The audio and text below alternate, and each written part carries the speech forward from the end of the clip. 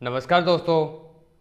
सरकारी कर्मचारियों को मोदी सरकार की तरफ से एक बड़ी सौगात मिली है। केंद्र सरकार ने एक नई पेंशन योजना की घोषणा की है।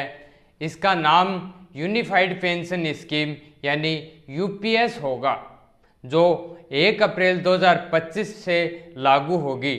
केंद्रीय सूचना और प्रसारण मंत्री अश्विनी वैष्णव ने बताया कि सरकारी कर्मियों के लिए यूनिफाइड पेंशन स्कीम यानी यूपीएस एकीकृत पेंशन योजना लॉन्च करने का फैसला किया है। केंद्रीय कैबिनेट की बैठक में इसे लेकर सहमति बनी है। गौरव तलब है कि पीएम नरेंद्र मोदी ने आज कर्मचारी संगठनों से बातचीत की थी। यूपीएस में महंगाई इंडेक्सेशन का लाभ मिलेगा। वहीं रिटायरमेंट में ग्रेजुइटी के अलावा इकट्ठा राशि से अलग से हर 6 महीने की सेवा के बदले मासिक वेतन प्लस डीए का 10वां हिस्सा जुड़कर रिटायरमेंट पर मिलेगा। अगर किसी कर्मचारी ने न्यूनतम 25 साल तक काम किया तो रिटायरमेंट के पहले आखिरी 12 महीने के औसत वेतन का कम से कम 50% पेंशन के रूप में मिलेगा।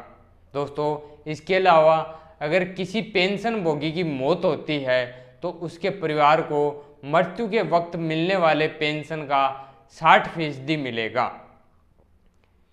यूनिफाइड पेंशन स्कीम के तहत यदि कोई 10 साल सेवा के बाद नौकरी छोड़ते हैं तो उसे 10,000 रुपये पेंशन मिलेगी। केंद्रीय मंत्री वैष्णव ने कहा कि कर्मचारियों को न्यू पेंशन स्कीम और यूनिफाइड पेंशन स्कीम के बीच चयन का भी विकल्प भी मिलेगा। इस नई पेंशन स्कीम का पहला स्तंभ रिटायरमेंट के बाद 50% पेंशन है। वहीं दूसरा स्तंभ परिवार को मिलने वाली पेंशन है। अश्विनी वैष्णव ने बताया कि केंद्र सरकार की यूनिफाइड पेंशन योजना यानी यूपीएस से लगभग 23 लाख कर्मचारियों को फायदा होगा।